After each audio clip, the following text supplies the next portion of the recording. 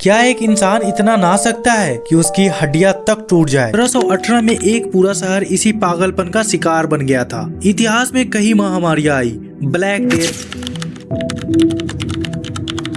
Spanish flu, हैजा, लेकिन 1518 की गर्मियों में फ्रांस के स्टारबर्ग शहर में जो हुआ वह विज्ञान और समझ से परे था। इसे डांसिंग प्लेग कहा गया। कल्पना कीजिए, आप बाजार में खड़े हैं और अचानक एक महिला नाचने लगती है। आपको लगता है कि वह खुश है, लेकिन वह रुकती नहीं है।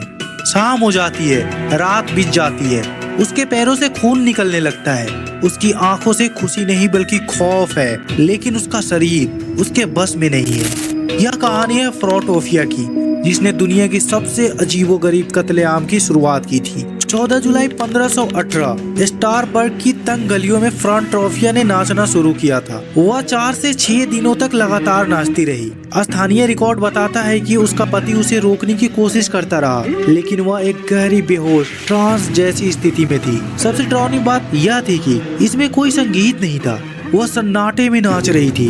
धीरे धीरे शहर के अन्य लोग भी इसमें शामिल होने लगे। पहले हफ्ते के अंत तक 34 लोग थे और 1 महीने के भीतर 400 से ज्यादा लोग सड़कों पर पागलों की तरह थिरक रहे थे। इस घटना को समझने के लिए हमें 1518 के स्टारबर्ग को समझना होगा। वह साल उस शहर के लिए नर्क जैसा था। फसलें बर्बाद हो चुकी थी, लोग भूखे मर रहे थे, सिफिलिस और चेचक जैसी बीमारियां फैल रही थी। लोग मानते थे कि सेंट विटस नाम के एक संत नाराज होने पर लोगों को नाचने का शराप देते हैं। जब लोगों ने नाचते हुए पड़ोसियों को देखा तो उनके मन में बैठा यह डर हकीकत बन गया। उन्हें लगा कि उन पर शराप आ गया है। जब स्थिति हाथ से निकल गई तो शहर के काउंसिल और डॉक्टरों ने मीटिंग बुलाई। उन्होंने इसे हॉट ब्लड यानी कि गर्म खून की बीमारी बताई। उन्होंने सोचा कि अगर इन लोगों को और ज्यादा नचाया जाए तो इनका बुखार उतर जाएगा। उन्होंने क्या किया, शहर के हॉल में खाली जगह बनाई गई।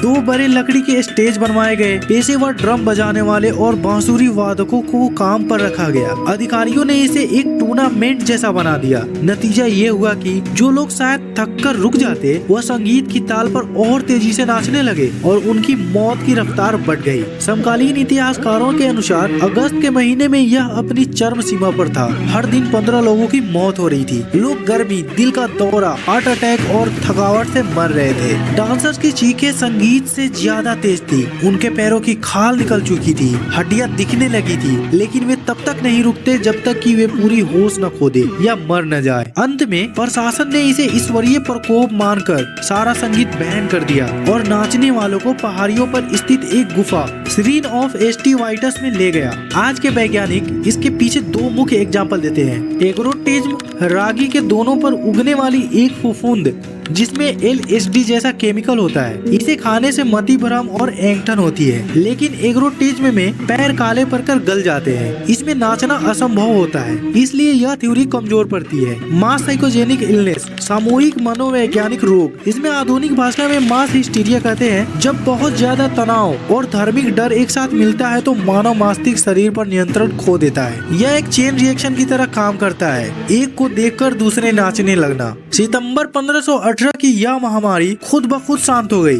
फ्रॉटोफिया का क्या हुआ, यह इतिहास के पन्नों में कहीं खो गया, लेकिन 1518 की यह डांसिंग प्लेग हमें यह याद दिलाता है कि इंसान का दिमाग कितना शक्तिशाली और डरावना हो सकता है।